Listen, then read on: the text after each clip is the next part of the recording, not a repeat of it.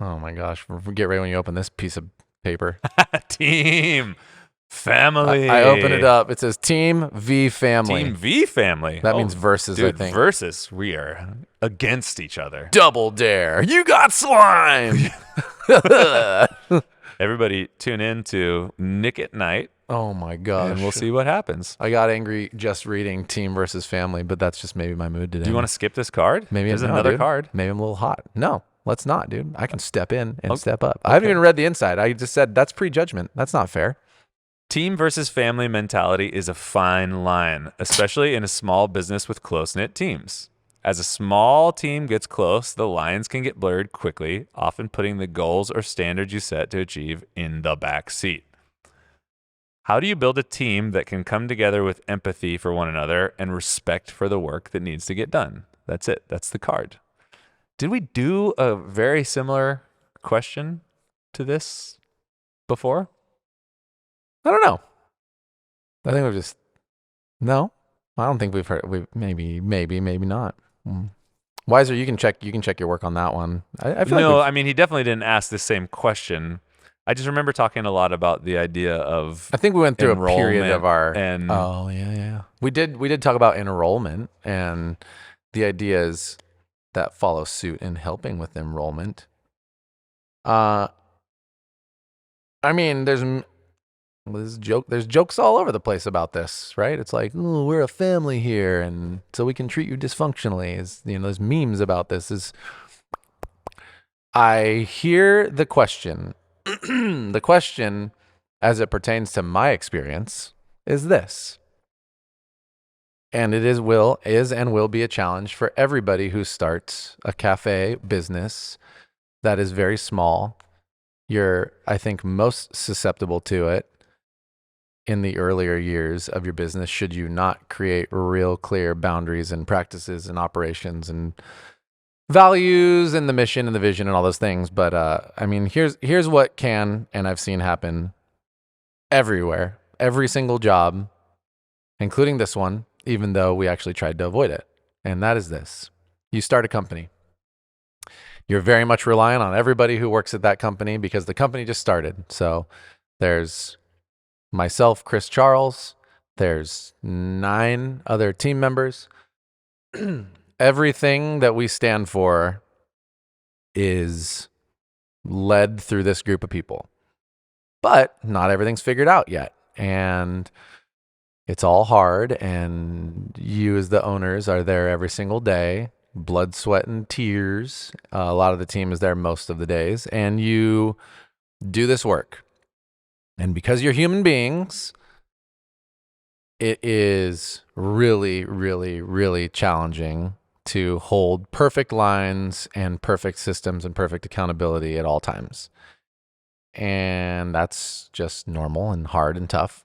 So as you practice and fail and get better, there can seep in this vibe of like, we're all here together. We're all trying to do this thing. There's this crazy bond. It's really cool. It's a really powerful, beautiful thing that happens. It's really special.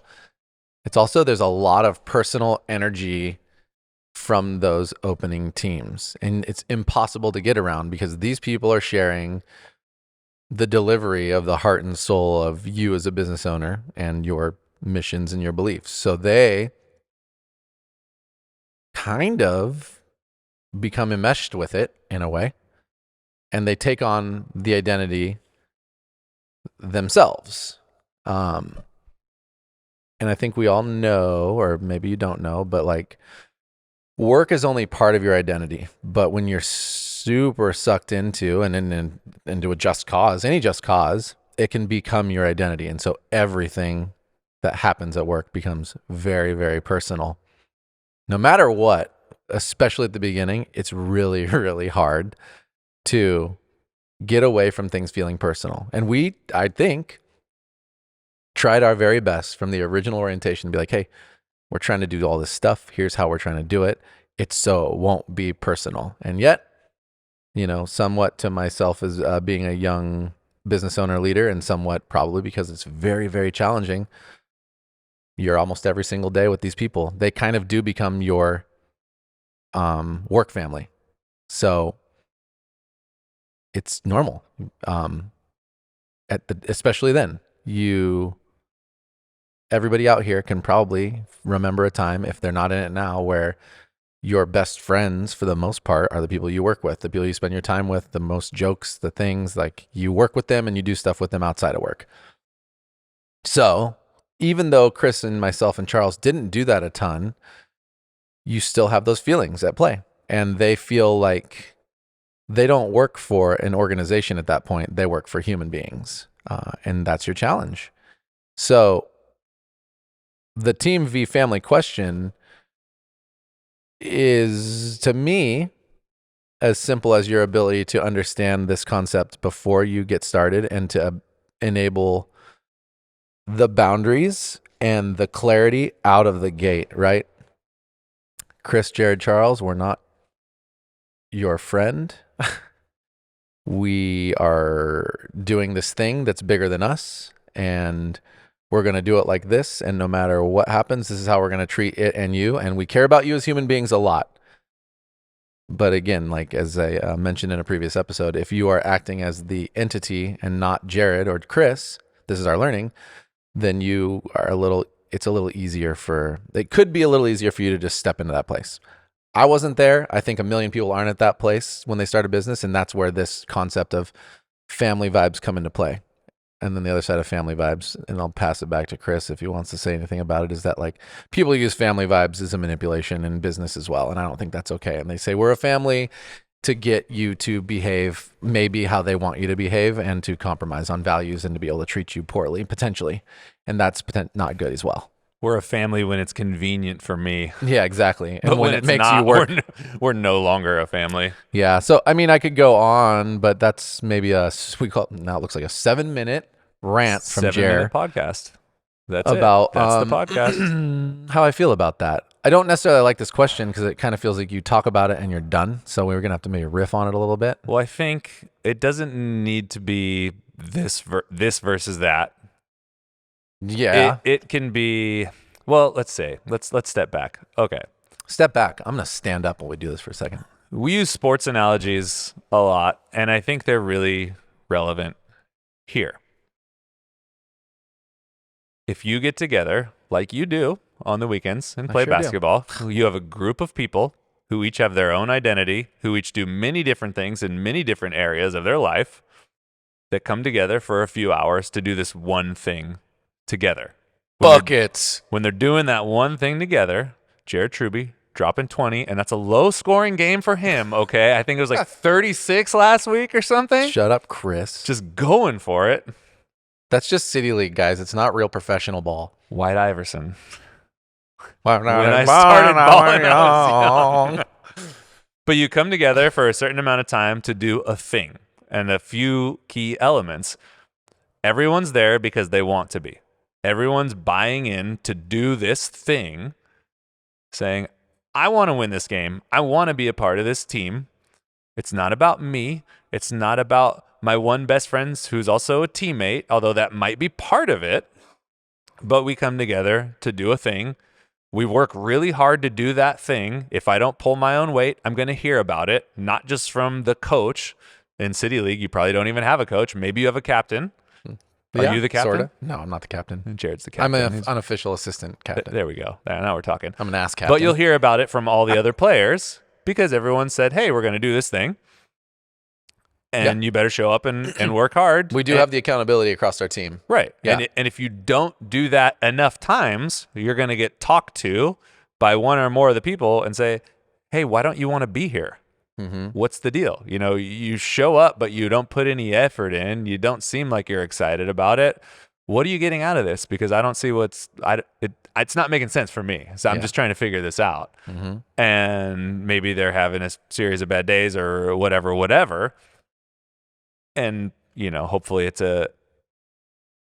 can go one of two ways. Say, you know what? I've just been having this shitstorm of things go on in my life and this and that and the other. And let's say there are these really bad things happening in their life and you do have empathy for that person. You might have to figure some shit out because even though there are a bunch of bad things going on and you want to help that person, it's like, cool, man. How about this? You come to the games. I can't put you in, bro. You're just not doing it. So I want to be there for you as a person, but you're not playing right now. Yeah, you're going to sit for a little bit. Come, chill. Let me help you through it as much as I can. Or maybe, maybe they're just like, yeah, you're right. This isn't for me. I can't. I'm not actually that into it. I kind of thought I wanted to play rec ball, but I don't want to. Sure. So thanks for being straight up with me. And both of those things are a service to the person, and it's the same way in a business. You want to have people there, and this is where I feel like it was similar to that other conversation, but so much of this culture stuff goes together. You want to get people in the room who are there to do the thing. Exactly like you said. They're not there because Jared's there. They're there because I believe in the mission of this company, and I believe in what we're doing, and I want to be a part of that. It's something that's bigger than any one person. Even though the vision is shaped by leadership, the overall vision is bigger than just one human being. So you're saying, I want to work towards this. And when you have people who are hardworking, and I mean, especially when you have,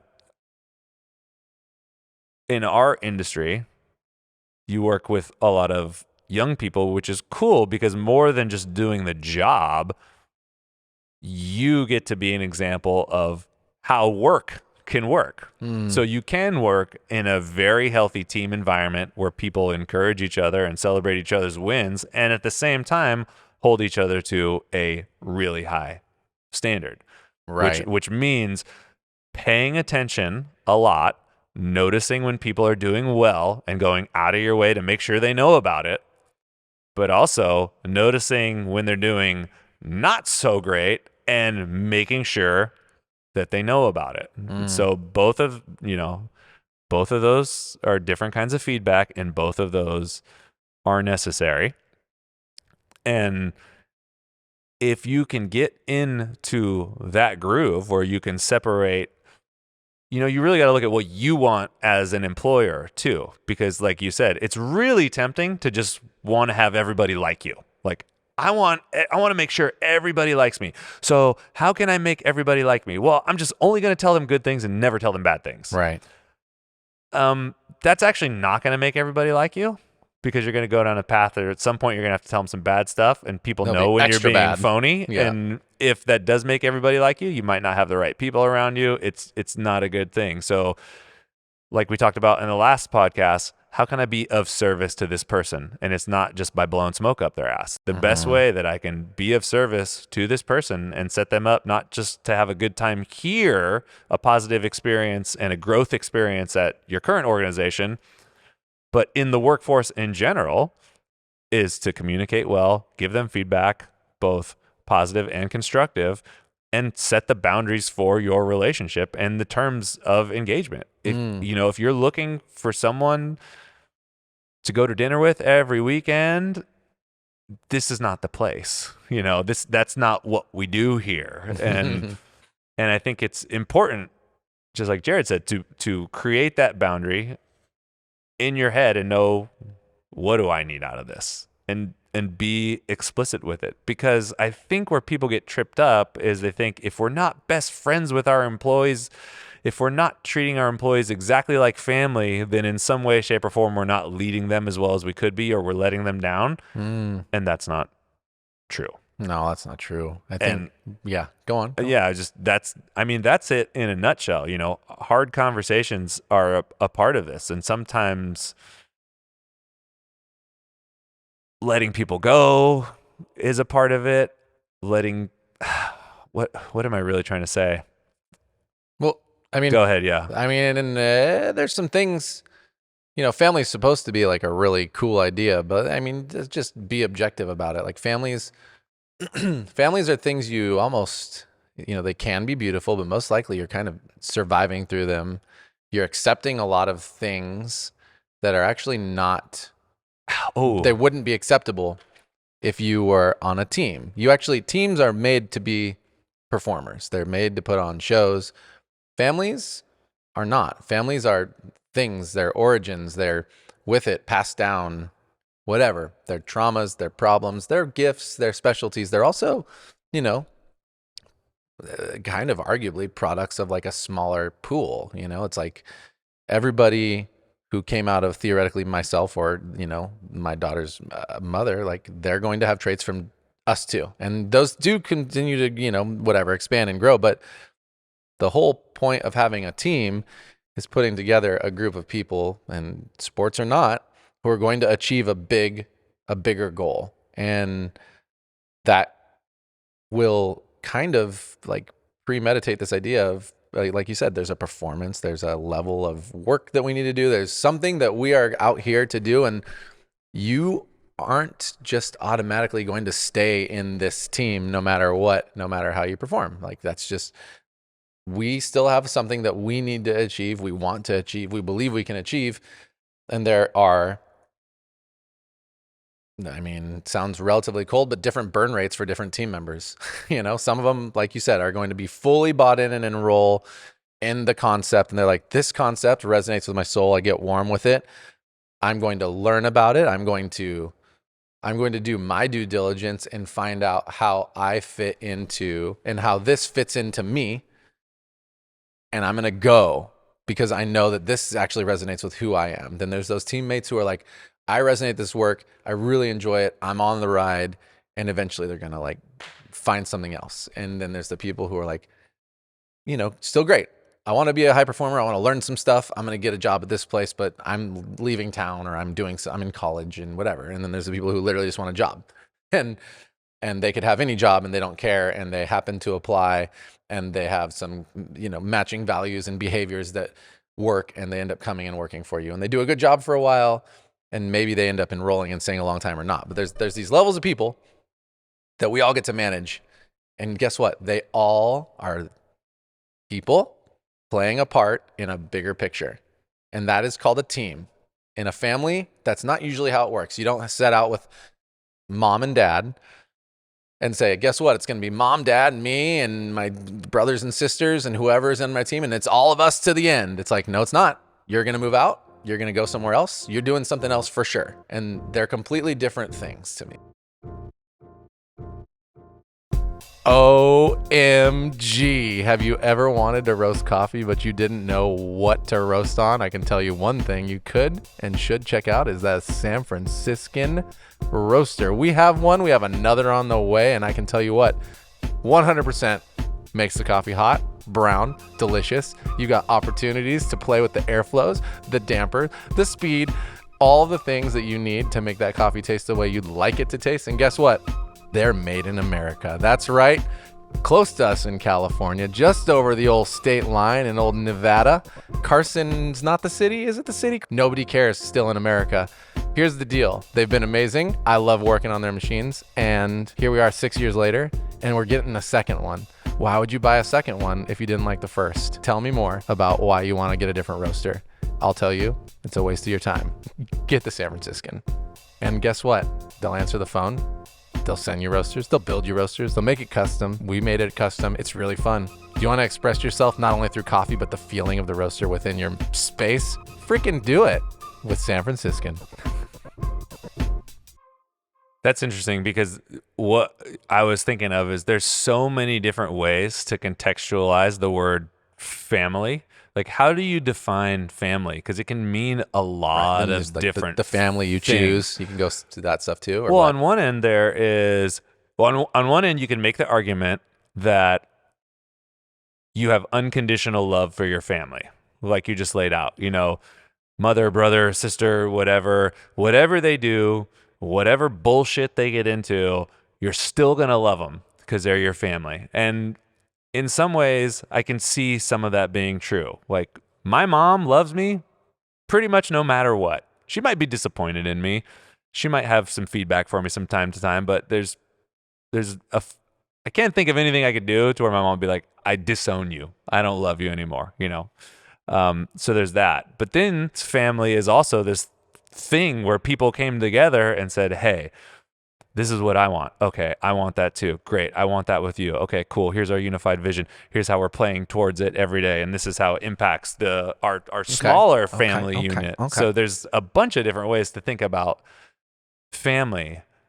But I think most of all, I agree with you when you say family is thrown out there as an excuse on either side. one, to treat people unfairly from the employer's point of view, or two, to try to get something or some wiggle room that you maybe don't deserve from the employee's point of view. It's a cop out. I thought we were family. Yeah. Which really what they're saying is, I thought you would just do this for me for free, or that I could have this for free, or that I could just get away with whatever. And it's just not a super healthy way to think about your work, because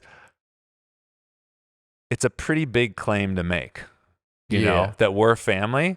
Because I don't know any of you motherfuckers like I know my wife. That's for damn sure. You know what I mean? It's like...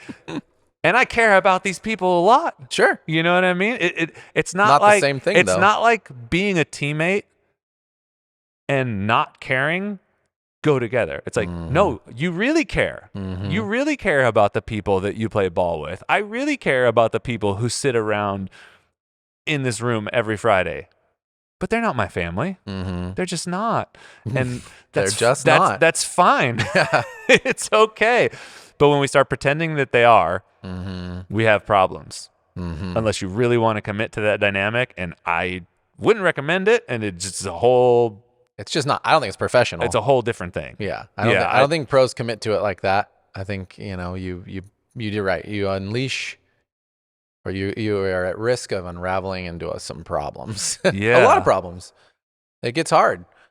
So to be a team, I just like that. I mean, check this out too. Like, to me, with family, again, we've talked about this a lot, kind of everything feels personal, because it just does feel a lot more personal. It's harder to, and to your point, yeah, like if you are on the same page, okay, we're going to save to buy a house, and here's how we're going to do it, and here's how we're going to budget, and whatever. And we maybe have kids, and there's a certain way that we want to raise our kids. Yeah, like some of that stuff, that sounds, even if its values aligned, it is in a sense project-ish based.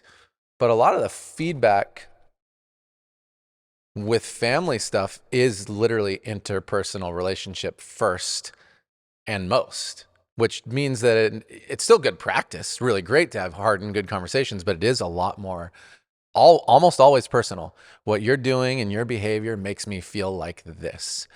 And that is a reflection of me or you or whoever in these relationships are as themselves.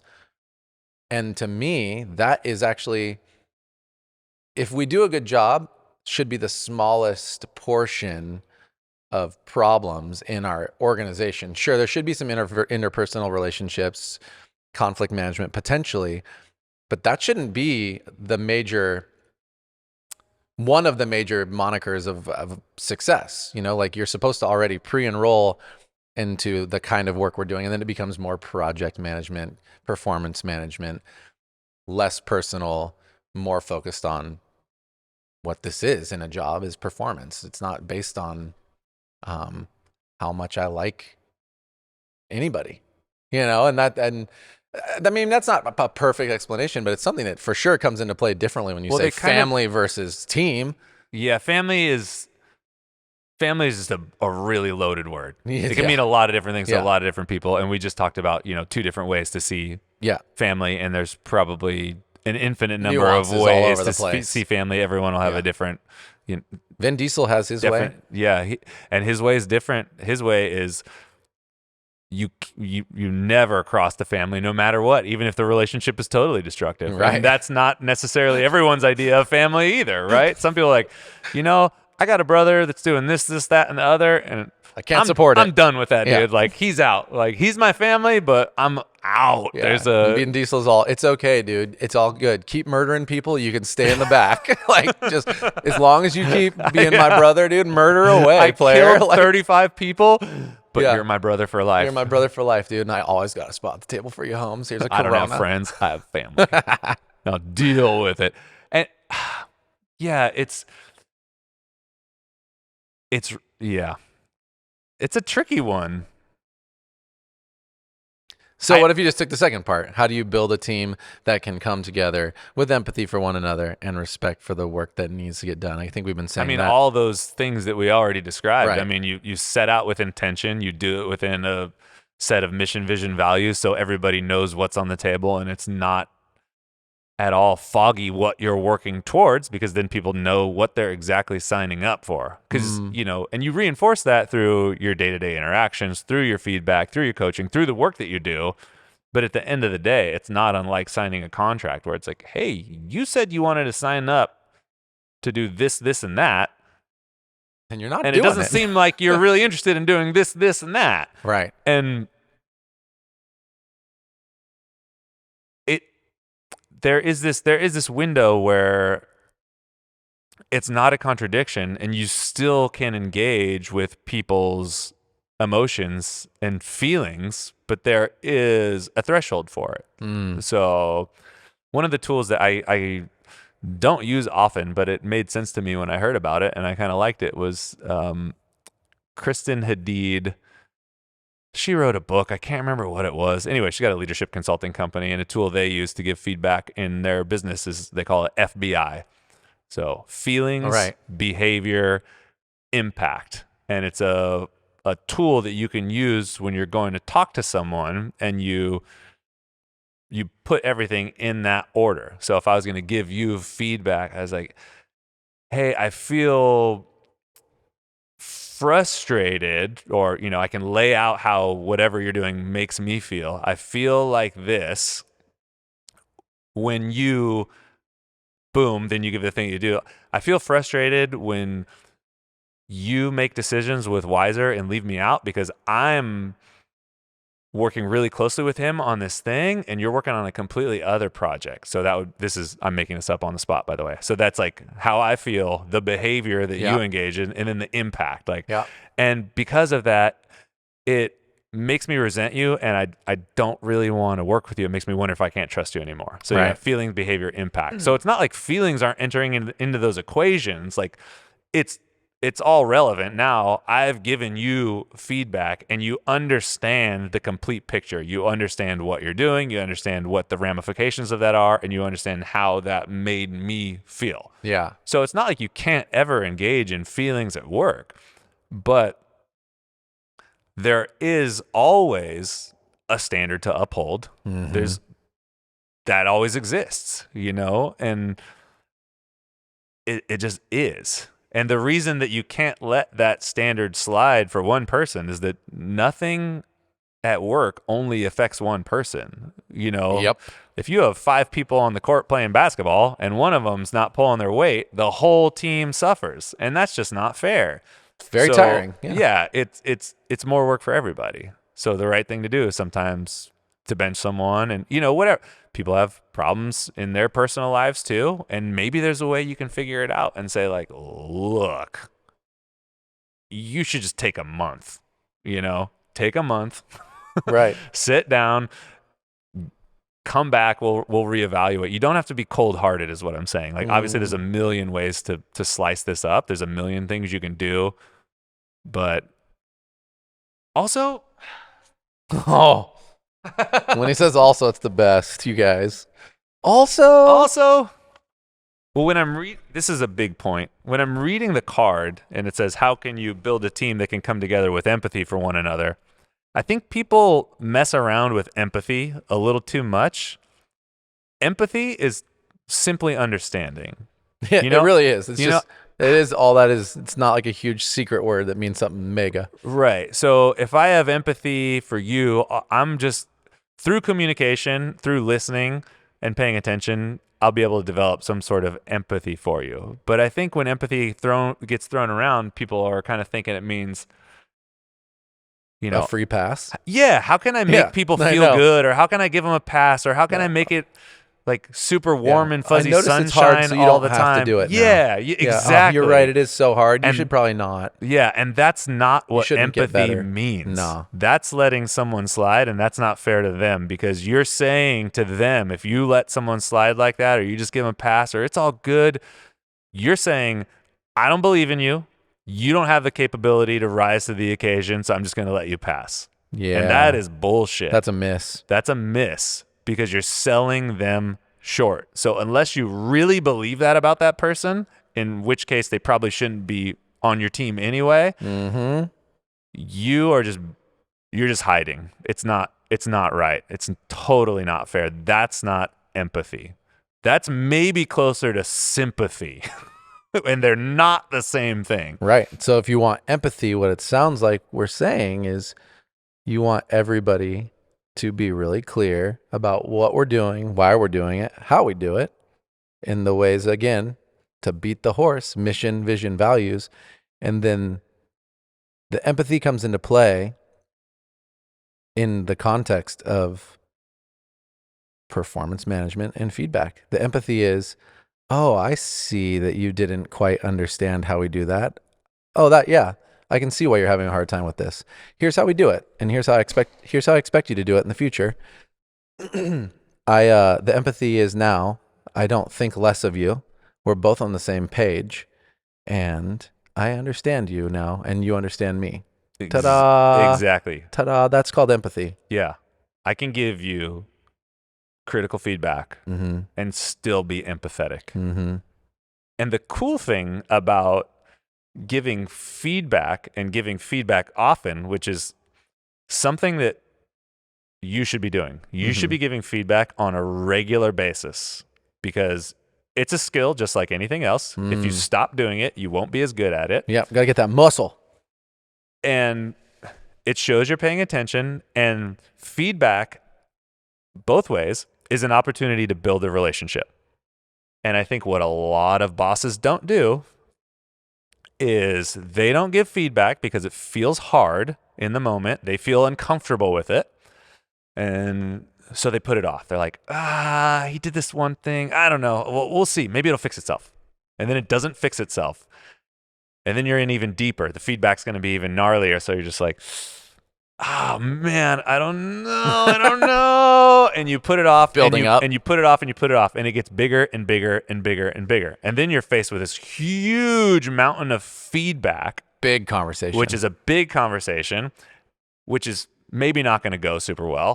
And the crappy thing is, in between the time the work relationship started and where you're at now, you've actually built no relationship. You have no rapport with this person because you've never engaged them in feedback before. So where if you give someone feedback every week, you guys get a chance to connect. You're talking. They're learning about you. You're learning about them. You have a good working relationship. So if you do need to hit them with a big piece of feedback, it's like, cool, this isn't the only time that I've talked to Jared in the past 3 months. Right. I talk to him all the time. We have a good relationship. So I'm not going to take it as harshly. I'm not going to feel like he's coming down on me with like a huge hammer. Right. It's just like, oh, this is how we work together. We give feedback. This one's just a little bit bigger, but I don't have to take it personally because I know he's looking out for my best interests and the best interests of the organization, which are actually the same if you can zoom out enough. So giving feedback is a part of building relationships as well. So again, I'm on a little bit of a tangent with that one too. You're closing this mother out is what you're doing. I guess maybe I am. So let them freaking know. Yeah, seriously, let them know. That's empathy. Oh, that's where I was going with that. I set them up. One of the things that stood out to me so much in the Brene Brown's Dare to Lead book is somewhere in the first couple chapters where she talks about communication, and she uses the phrase that clear is kind. I like that. Being absolutely crystal clear with someone is the most kind way to engage with them. Having something be wrong and not talking about it, letting someone slide, sweeping the dust under the rug and pretending like it's not there is not in service of anybody. It's not a kind thing to do. So if you want to be really empathetic, the best way to do it is to treat your team like the team that it is, give feedback, and communicate regularly like a team should. The ultimate goal for what you're doing with work shouldn't even be family. It should be highly functional team that you communicate with regularly. So forget about family. It's not the way to go.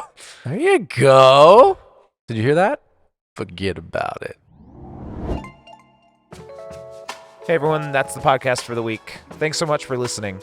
If you heard something that inspired you, let us know, or tell a friend. These are the types of connections that are the most important to us and that we seek to create every day. If there's something you heard and you want to know more about, send us an email to podcast@catandcloud.com or head to our website, catandcloud.com/podcast, and let us know. While you're on our site, check out everything we have to offer. Dive deep into one of our single origin coffees or pick up a little treat for yourself. We have something for everyone, so check it out. Also, find us in the usual places, YouTube, Instagram. We're always there sharing amazing things. All right, that's it. Thanks everyone for being awesome. We'll be back next week.